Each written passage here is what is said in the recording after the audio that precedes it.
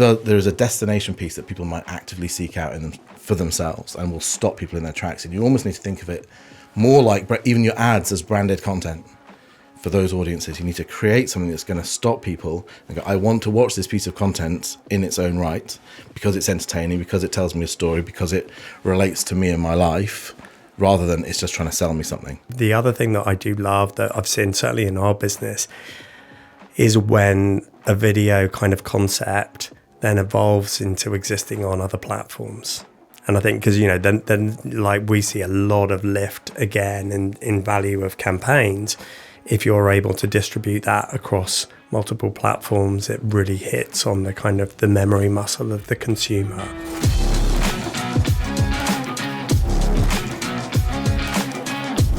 Hello and welcome to the Media Leader Podcast. I'm Omar Oakes and welcome to our special series again. It's episode 4, the final in the series. We've had so much fun making it. The future of marketing with Bloomberg Media. In the final episode today, we've got a fun one. We're going to talk about video. We're going to go deep into the future of video in marketing, media and advertising, and how advertisers can use video to create captivating content for all seasons, not just Christmas or Super Bowl or any of the big moments of the year in marketing. Joining me once again, we've got Duncan Chater, Bloomberg Media's EMEA MD. Hello to you, Duncan. Hi, Emma. What's your favourite commercial video recently or of all time? I think favourite commercial video for me, the one that I would be drawn back to is the Nike World Cup ad in the airport. Just an absolute classic, brings a smile to my face. I saw it recently with my son and was kind of made me feel really nostalgic about. How did you see that? Were you searching for it on YouTube, the Brazil football team? Yeah, we were on YouTube, and I can't remember whether actually then I'd clicked on it, but it definitely took me back to that moment. And I think what actually strikes out when you kind of step back and think about it, apart from it bringing a smile to your face, is it's just a great piece of work by Nike. You feel really good about the brand, and it connects you with the brand in a really positive way. So I think that one sticks out for me personally anyway, as, a fantastic piece of work. Yes, I remember that very well as a child of the 90s, growing up and being into football. What a team. What a team. And I remember Nike actually feeling it was cooler than Adidas, even though it probably wasn't, just because on the basis of the advertising. So just as advertising does work for me anyway. Also for this final episode, we're joined by our special strategy guest, the Chief Strategy Officer UK at Starcom, the Publicis media agency, Dan Plant. Hello to you. What's your favourite video of all time? There are so many amazing things that advertisers have done in the video space. I kind of go back to things like the Gap ads where they used that original flow motion stuff. That was invented for that and then was used in the Matrix movie. When they're spending technically millions of pounds a minute on advertising, you can do things that actually even blockbuster movies weren't able to do. Or you could think of like Sony Balls or the Honda Cogs, where people are really kind of transforming what video can do. But actually, if I had to pick a favourite, it would be something much more personal, much more human, which is there's an old Happy Meal, McDonald's Happy Meal advert, where a little boy basically buys a Happy Meal for his unhappy, grumpy big sister who's been a bit mean to him. And it's just such a cute, emotional story, and the acting is so on point, and the story is so clear, and I get choked up when I even think about it, let alone when I watch it. So I think the big emotional stories for me are the things that really stand out. Thank you. Well, that's the past covered of video. But we're here to talk about the future.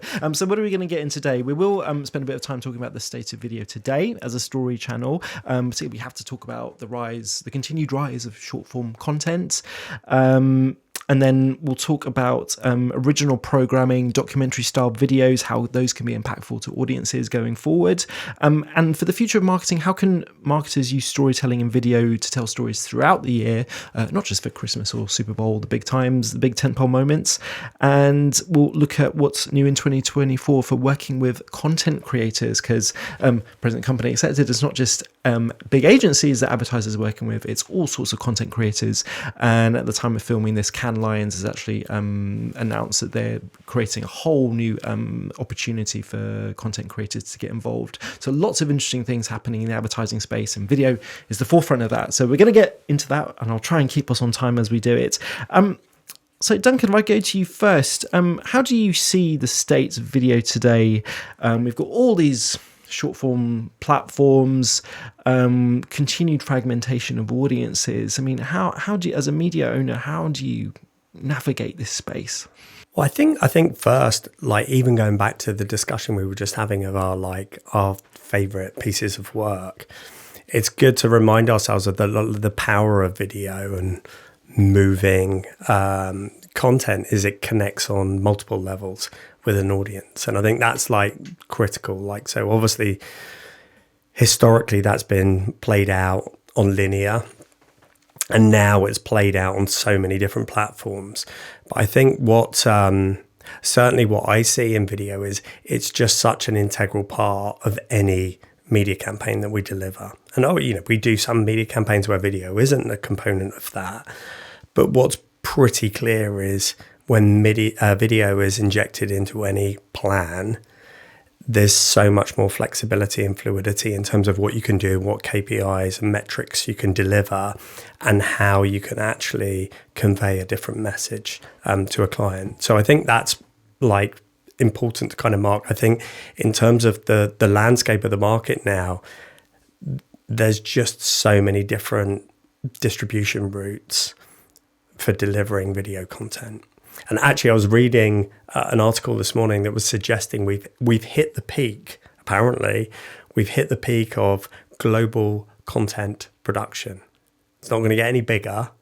Do you believe that? I think it actually there's something in that. I mean, because we've gone through a period where it's all been about volume of content, and I think even how much more content can we consume? We're just the biggest challenge from a consumer point of view is we're overloaded. Navigating content is really, really difficult. We've gone from a time where, we're well past this, and I'm showing my age, but even from a news perspective, there was a really clear pattern. You watched news on the TV in the evening, you got a paper in the morning, and that delivered your news. That just doesn't really exist. Certainly in the younger generations now, you pick up news on what platform and where, and what time of day you want. So actually figuring out how you reach audiences and create loyal patterns for those audiences to come back and pick up content is super, super important. Yeah, I mean, the loyalty point is a good point because if you've got less time to reach audiences because you need to cut through with shorter formats, then how do you build that? It makes, if it's all about quick messages, then it makes content more transactional, I suppose. It does, but it has to then do a job that's unique and add value to the user. So a product editorial product actually that we've launched recently at Bloomberg is a 1 to 2 minute short once a week that basically just tackles something that's very topical that's happened, and we break it down and really explain what's happened and why, really to unpick all of the facts. And I love it. Personally, I love it because I think I'm really, really busy myself. I haven't got time. I'm looking for content that's going to add value to my day. But actually something like that offers value to my week, whether I'm having dinner party with friends, whether I'm in a business meeting, whether I'm at a dinner with clients. It's helping to provide more context and depth to a topical subject. So and it's only 2 minutes once a week. So I think things like that feel really valuable. But building that rhythm with the audience and getting them to come back and engage, super important. Dan, that's how a media owner thinks about it. For brands, I suppose the storytelling landscape, it must be harder. It must be harder with fragmented audiences, less attention span, all the things we know about. Absolutely, it is, and I think it's really important to kind of get back to why stories are important at all. I think without going into kind of long evolutionary science, it's a fundamental thing that makes us human. It's like an evolutionary trait. There's our ability to tell a story enables us to predict when you're walking through the woods and there's a badger track that goes that way, not that way. So there's probably not a bear that way. Okay, our ability to tell stories allowed us to predict the future. It allowed us to define our own identities. It allows us to understand what we want out of life. What our motivations are. Storytelling is intrinsically human, And if brands can't tell a story about who they are and where they fit into your life, then consumers can't make you part of their own story, right? And so it's vital that we have that opportunity. And you're absolutely right. I think no one comes to a media platform for advertising. So to get our stories into people's lives has always been a bit tricky. And the traditional models of interruption models, we're going to give you a nice piece of non-commercial content that delivers value to you, and the advertiser will interrupt it from time to time to deliver their story. And that value exchange was kind of well understood, and people didn't have much choice because the nature of the media was you had to watch the ads if you wanted to watch the rest of the stuff. That model doesn't work anymore. There are loads of different in-feed media where constant swiping means it's very, very difficult to stop consumers if they don't want to stop. So what do you tell marketers when they come to you and think, we've got this problem where we're not getting the same audience response as we had anymore. We want to reach them. We want to be in these formats that you talk about, despite all the challenges that there are. What's the future for them in terms of storytelling in these formats? The first is that we need to still be able to find spaces to tell some longer stories. I think the short form video formats are useful for reminders of things you already know, keeping brands front of mind, keeping them in relevant spaces, having that frequency is really good at maintaining memory structures. They're not very good at creating the memory structure. And so I do say, you're still going to need to find places where you can have a longer conversation with people. The 30-second ad is 30 seconds long for a reason, because it's pretty much the perfect amount of time to set up a premise, have a tension, have a point of view and a resolution, like a story should have. 2 seconds, you can't do all those things. So first thing I say is make sure there's lots of different types of video on your plan. Make sure that the 30 seconds are there. Make sure you can find a way to engage that audience.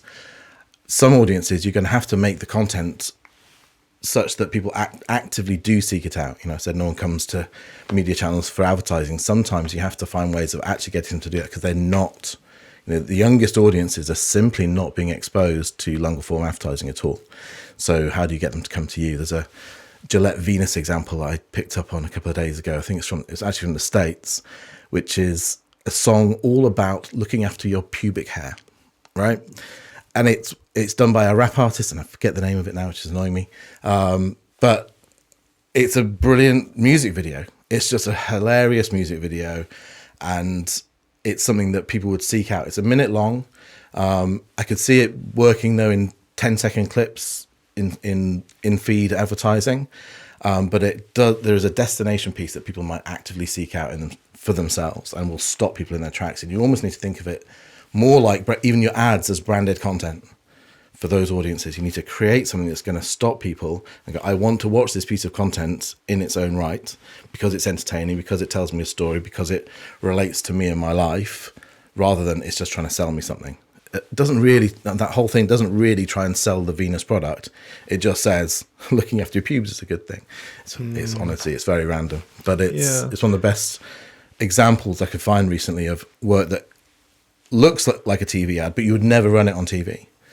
I think one of the point that you were making earlier about companies needing to tell a story as well, and I think we've referenced this in one of the earlier episodes, but one thing that we've seen is a massive trend towards companies needing now to communicate at a corporate level much more than they have historically, because consumers are actually demanding that. They want to know, what are you doing? What's your purpose as a company beyond just selling a product? How is the company set up?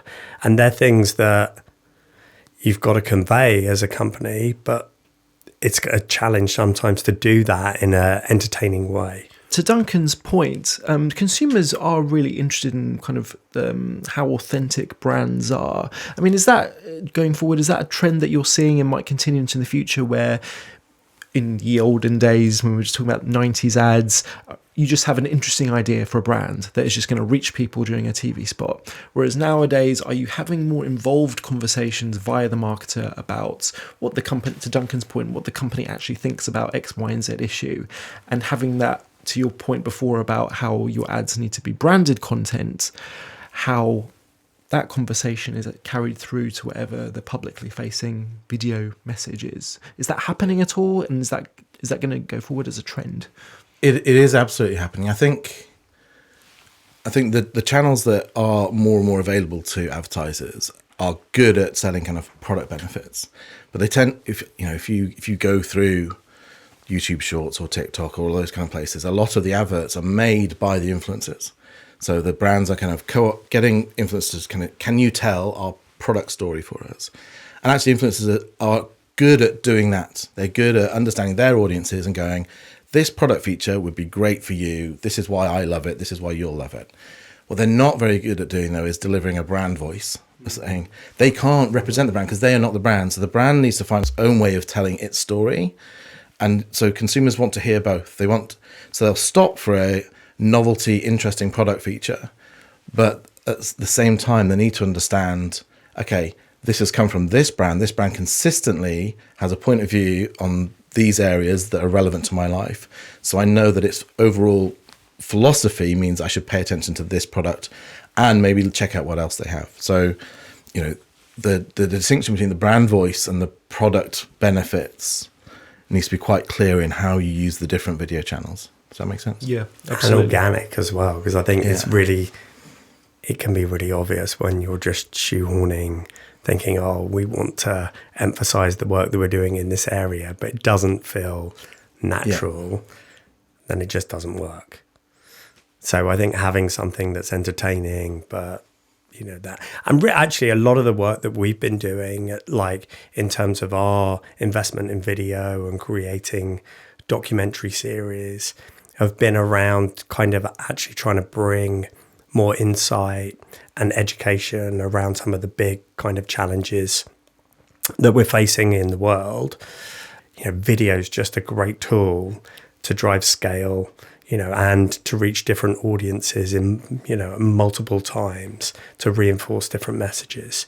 So it really helps us build really strong campaigns, that's great for a marketeer. And the when we think around the kind of future challenges of the media industry and of CMOs, the big challenge is for a lot of CMOs, they've got to drive brand and value in their brand, but they've got to deliver results at the same time. So, and that's the challenge of doing both of those things. But I do, for us, video is just a major component and tool in helping us to deliver that for our customers. Yeah. I mean, what do you think about that, Dan? We talk about, Duncan's just talked about original programming, documentary style videos. How do you see that for a consumer advertising a consumer advertiser, their marketing team going forward, if they're trying to create that incremental reach, needing more and more to do that through fragmented audiences? Is that seen as attractive? How impactful can that be? I think it's definitely seen as attractive. For all the reasons discussed, capturing people's attention is really tricky, and if there is content that people are actually choosing to watch and the brand can be involved in that content, then obviously that gives you that opportunity to get that attention. I think what my start point every single time I think about branded content though is I go, would you be making this content if a brand wasn't attached? And if not, why not? Because if we're literally just kind of going, okay, we need some content that says X, Y, and Z so that we can insert our brand into it. And you'll find there'll be media owners who will make that content for you, and it'll be high production value, good quality content, and people won't choose to watch it. And you can't make them watch it. And if you're then having to buy the views of that content, then you may as well just be making an ad if you're going to generate forced views. So that's, and I look at this, there's some good examples of, I think, right meaning branded content activity over the past few years that hasn't paid off because the brand decided that they wanted to make it rather than they thought the consumers wanted to watch it. We were chatting the other day, mentioned Dulux's revival of changing rooms. And it was, and I remember as a strategist, I loved that idea. I thought it was really, really great. I was like, that makes complete sense. It completely connects with their product benefit of this, how easy it is to change a room up completely by giving it a lick of paint, but also, plugs into how people are looking to do home improvements. What I didn't realize is there's a reason it got taken off air, because people have stopped watching it. People have stopped watching it because the things have moved on to like Love It or Leave It and grand designs, and the kind of content that was actually generating the views in that space was bigger and more aspirational. And so it felt of the past, unfortunately. And so whilst it was absolutely right for Dulux, and I, as a strategist, I was like, big tick when I looked at the reviews of the show, unfortunately, it didn't quite nail it. And it's a shame, because I thought it was a really, really good idea. But you've got to start with, would you be bringing changing rooms back if Dulux weren't sponsoring it? And so what I often do now is, rather than go to, it sounds like JFK, don't ask what content can do for me, ask what you can do for the content. I go to media owners and I say, what would you love to be making but you can't afford to make right now? What would you love to be putting in front of your consumers that you can't because of budget constraints? And let's look at all the different clients we've got in our building, in Starcom, across Publicis, and work out how one of our brands could help you make that show better, rather than how can you make a show for us. And I think if you approach it with that mindset, you're much more likely to get something engaging and interesting that consumers are actually going to watch, because you guys know what your customers want. Media owners are the best people to deliver me insights about consumers, because day in, day out, they're having to make a new product every single day that those consumers are going to watch and engage with. So they really understand those people. So let's just start there and let the brands fit into that. I think a lot of it starts with, for a media company as well, you've got to have really strong principles around your editorial decision making, to the point that you're making, because when you're making decisions around the shows that you're doing, they've got to deliver audience, and they've got to deliver value for the audience. And then you can plug in the commercial partnerships and packages and build that on top of it. I think that's why actually I like the framework of the documentaries that we're doing. Is we're bringing in some talent. We've got Nikolai, Hannah Fry is another one that I think I've spoken before about, who's the British mathematician that does a future gaze. The shows and the series that they produce are editorial, conceived, designed to connect with our audience and deliver on the needs that we see in all of the insights that we have. And then the advertising model is we're using the talent to work and shoot content that sits around the show. And of course, then we can integrate But to Dan's point just now, is that stuff you'd make anyway? Yes. So so you're making the thing and then you're pitching it to an advertiser. Yeah. And like really, I think when it really works is the subject matter of the show is not only really interesting to consumers, but it's also connecting to an area that advertisers and brands want to actually deliver some communication around or be aligned with those topics. Yeah, I was going to ask you directly, how can marketers use storytelling in video to tell stories throughout the year? But I think this is perhaps a good example of that. So you just referenced that Channel 4 ad-funded show, which it didn't go so well for whatever reason. But in contrast to, as a counterpoint to what Duncan just said, how about if you're a broadcaster or a B2B or a media owner like Bloomberg, where you actually say, well, we want to create this thing, but we're actually looking for a commercial partner to help us do it. Yeah. Should there be more of that? That's exactly what I really get excited about. This afternoon, we have a thing called media matchmaking back at the office. So that's literally my job this afternoon. And we sit down with a series of different media owners, and they tell us all the projects they want to make, and we tell them 10 different brands, kind of overarching strategic objectives in like a speed dating format, to exactly have that exchange of ideas, so that if we can spot one or two things out of essentially 100 different meetings in an afternoon, then that's a real success. And I think that's the way that you do it. You go, okay, this is something that should be made, and let's go and find exactly the right brand for it. And I think, the work you see in the market that seems to do it best seems to have been that way around. So there was another example of a show I was going to. eBay is doing a lot of content driven marketing. And I think they're doing a really, really good job of it. They cleaned up at various awards last year with their Love Island work. But they also have a show that they made called Bangers Mad for Cars, which I only kind of picked up on doing a bit of research for this. And the reviews of that are not great, because that was clearly made for eBay, whereas Love Island is a show that is just part of the zeitgeist, and they made features within it that absolutely bang on for the show, and then went, and when worked with eBay saying how could vintage clothing be part of our storyline, and that real integration with something that ITV really wanted to make, or the Ring doorbell stuff on Saturday Night Takeaway, creating a feature, and they clearly went, this would just be a really great game to have in the show. We would make this anyway, whether or not Ring were on board. But, by going to Ring and building the brand in actually almost makes it better, because everyone then gets it straight away of what it is you're trying to do. Yeah. I think that's when it gets exciting, is when it's going to work for the consumers and it's going to add value to their lives and be a part of the story of their lives. That's when video can really make something interesting. I think the commercial partnerships also are critical, because it also adds an additional layer of scale to any partnership. So, in the examples that we've seen, it creates more activity and more opportunities to engage with audiences.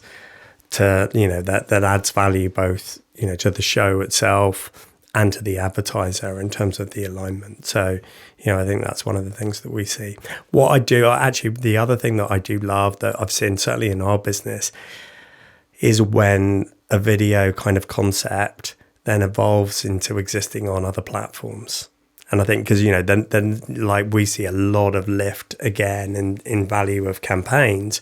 If you're able to distribute that across multiple platforms, it really hits on the kind of the memory muscle of the consumer, but gives you actually more flexibility again of landing that message in different ways at different lengths and depths.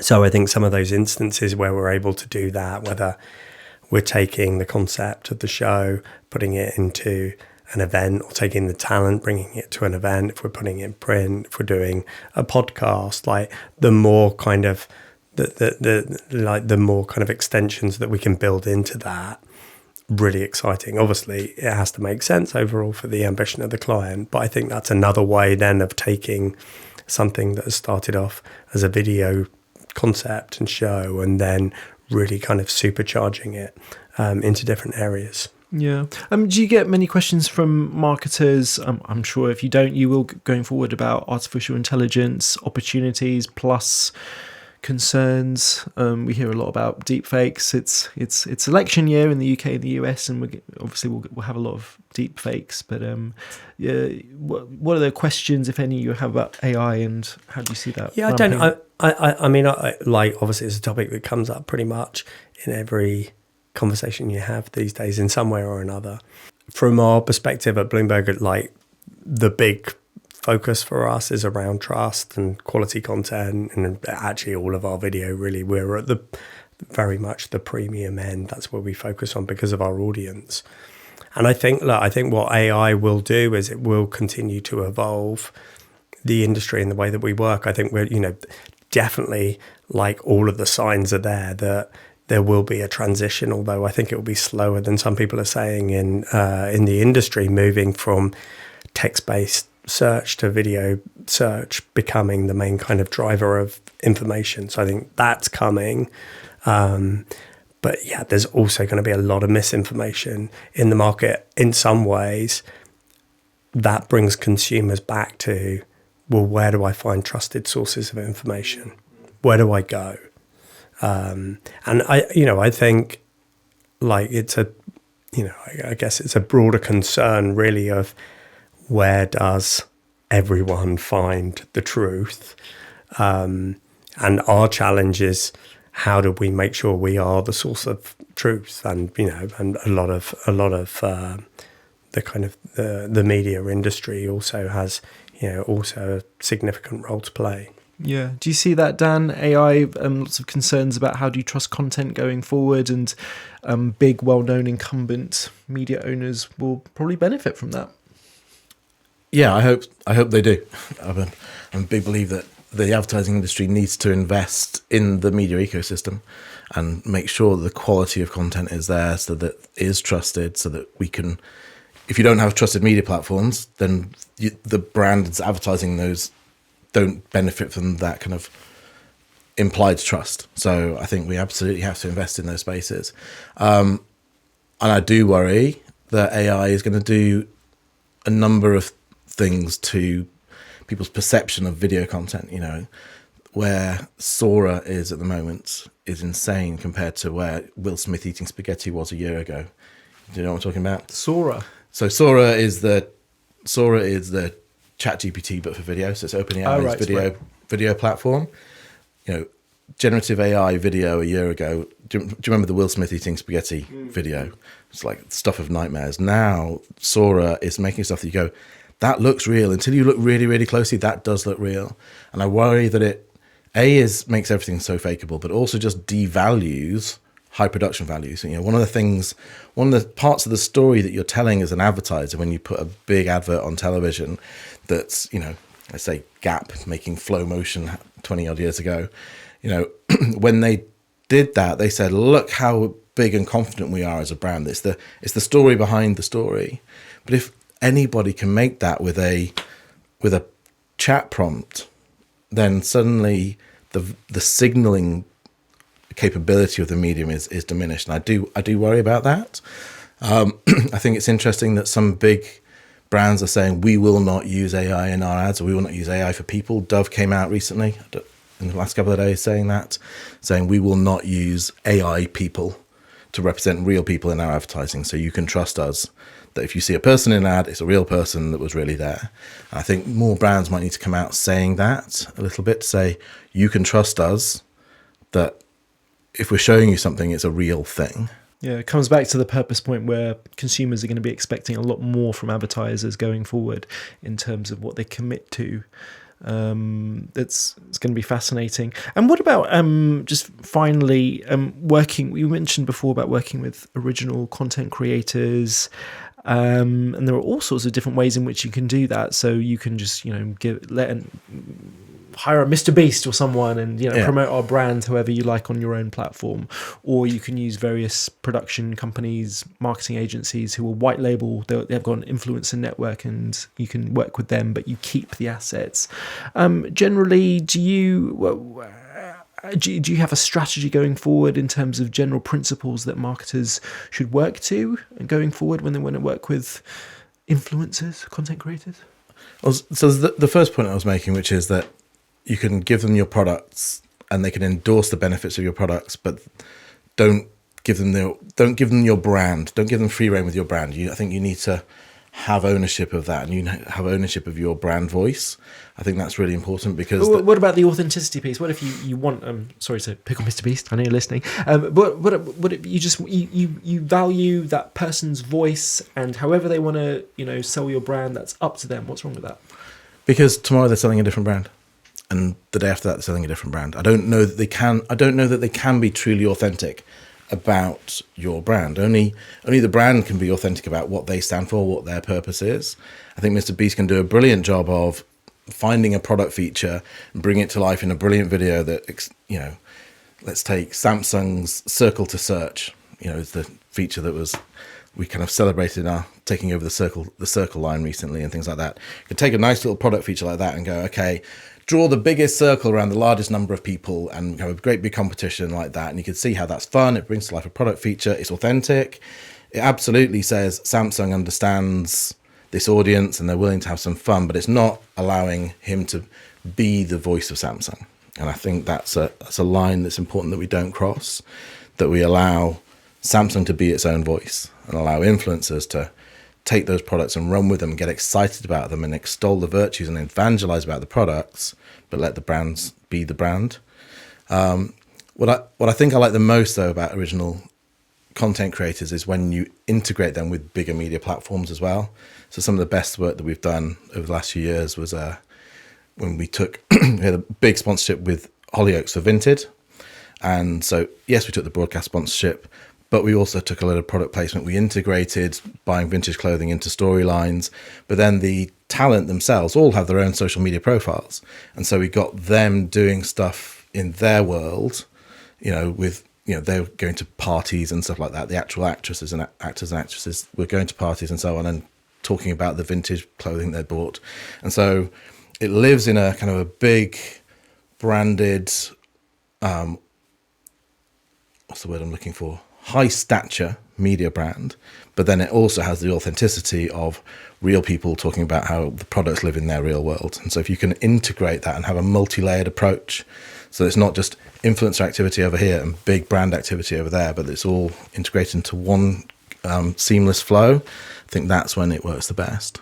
So what do you say to that, Duncan, from the media owner side, when you've got a risk that an influencer selling one brand today, another brand tomorrow? How do you tell that story to a brand in terms of making sure that video that they're doing with you is going to resonate and not be seen as something transactional? Yeah, I think. Well, look, I think I guess the point to make, probably from a media owner's perspective, is we've been doing this for years and working with multiple advertisers and proving the value of all of the work and the investments that our advertisers are making. So, our job is, how do we create great content that delivers unique value to our audiences? And then how do we create the best advertising products and solutions that deliver value to the brands? I think, the joy in working in media, and certainly in somewhere like Bloomberg, is we've got 9 different platforms, multiple brands to play with. So there is so many different options to create really unique propositions for brands that really drive strong returns for them and deliver against whatever KPI that they have. So I think rather than being one influencer and one channel, where then it does get a bit repetitive, right? And it becomes really difficult. How do you, if you've got 5 partners, how do you keep coming up with a new way to sell their brand and it doesn't feel a little bit awkward? I don't know. We have lots of scale and lots of different ways, and we're really, really passionate and focused on how do we make everything feel natural. We don't want it to feel like it's forced. And in those instances, that's often where the more kind of traditional display formats are created sometimes, because it's just about alignment. And, there's a lot of value in that. And with the audience that we have a incredibly strong display business. We're probably fairly unique actually in the market in that regard. But our display business across whether it's linear, digital, print, is still pretty strong. But I think the excitement for me is in exactly the stuff you've just been talking about, Dan, is like, how do we create something that's innovative, exciting, that lives on multiple platforms, where we can drive value, where we can actually use all of the assets and technology to really drive value, and not drive value in clicks and like, oh, we did 13 or 15 or 100 million impressions. Like, what's that campaign actually delivering for the brand, and how's that being articulated in the boardroom? I wasn't going to talk about measurement, but since you've poked the bear, Duncan, final thought from you, Dan, on this. Can I just jump in and say, I don't even know if it's measurement. In my mind, it's impact. Yeah. And it is measurement, because it's like, what's the data points, what's the information? But like, a lot of it's impact, because measurement sometimes brings you back. I mean, it's a scorecard. But because of some of the complexities in the industry and some missing components, sometimes that takes us backwards, because we've got to have a scorecard. But if we don't have the information, are we measuring the right thing? And I think what we try and talk a lot about is, but what's the impact? How do we really demonstrate the impact for the brand, the business impact? Yeah, no, the point is well taken. I just wanted to get your view, speaking to advertisers all the time as you do, when they ask you all the brilliant video things that you suggest and that you sell, when they're actually asking for, okay, so how did it do? Yeah. How do we know it worked? Yeah. And this is, it's the $1 billion question, isn't it? I think the first thing is being willing to accept the fact that a lot of what we're talking about works long term, not short term, and being able to identify the connection between the immediate impact. Because you're absolutely right. Have people watched it? Have people understood it? Have people remembered it? Is the thing that's the thing you can measure today. You then need to have the best modeling tools to go, if people have watched, remembered, and understood it today, what's that going to do to their likelihood to buy it tomorrow, next week, next month, next year, and in 10 years' time? We work on Stellantis at Starcom with brands, from Peugeot, Vauxhall, all the way up to Maserati. No one seeing a Maserati ad today is going to go out and buy one tomorrow. That's not how advertising works. Not me, but maybe some other people in this room. Okay.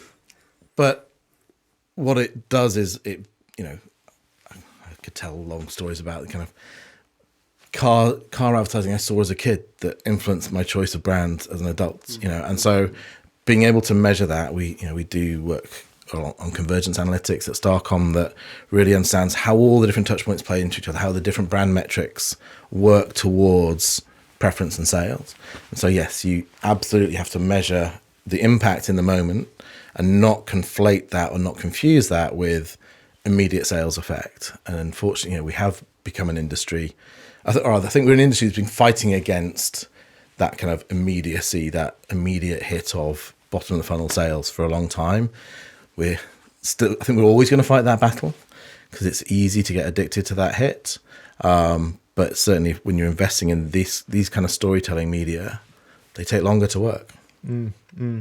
Thank you, Dan, so much. You've been fantastic on this podcast. Thank you so much for giving up your time to do it. But unfortunately, we are out of time. Duncan, we're at the end of episode 4. I can't believe it's gone so quickly. Now, we started off this series, Duncan, talking about the future of marketing with respect to multi-platform campaigns with Steve Taylor. Then we had a deep dive with Jackie Lyons from Havas Media and your colleague Phil Robinson talking about how the world of insight is changing how marketers should approach data tools going forward. And then you and I in the previous episode, we had a fascinating discussion actually with Anne Wixley, the ECD at Wavemaker, about the special opportunities to approach marketing with a creative media eye, and how the notion of the big campaign idea has really changed. As we draw this series to a close, I was just fascinated to know, being involved in the conversation throughout, what have been your key takeaways, learnings? What struck you? I think the thing that has struck me actually, and we don't often think about it, is just like the pace that the industry is moving at, and how much everything is changing and evolving, and really then actually coming back to some of the kind of the fundamentals of marketing and media, of to like within the context of the new world that we live in, to make sure that we're maximizing talent, tools, products, platforms, to do the best job for our clients in much the way that we've just been talking, Dan. So I think there's been some really, really, interesting snapshots that have come out, and I think it's been a really useful process even for me, of just reminding me again and making the power of like actual multiple platforms, the power of video, how insight, there's so much insight, but actually really using the right insight to drive the creative process, the strategic process, which one should come first. We had that discussion in what situations. I think that's a fascinating area. And then actually building, content itself.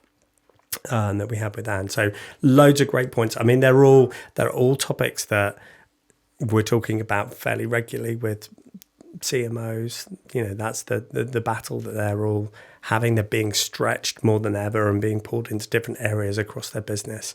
But it's an exciting time to be in media. Challenging but exciting. Absolutely. As someone who's trying to create content reflecting what's going on in this industry, I can tell you it is challenging, but we do our best. And to Dan's point that you made so well earlier, this series in particular has been something that we would have created anyway, but we're very grateful that you've worked with us on this and allowed us to do it from the studio where we're filming these episodes for YouTube as well. So really grateful for that. So thank you very much. And of course, this is going out on our normal podcast feed. Thank you to Trisonic, our production partners who have helped us build this special series of the Media Leader podcast in association with Bloomberg Media. And remember, if you want to keep listening to what we're doing, you need to subscribe wherever you get your podcasts. But until then, it's bye-bye from me. Thank you. Bye-bye.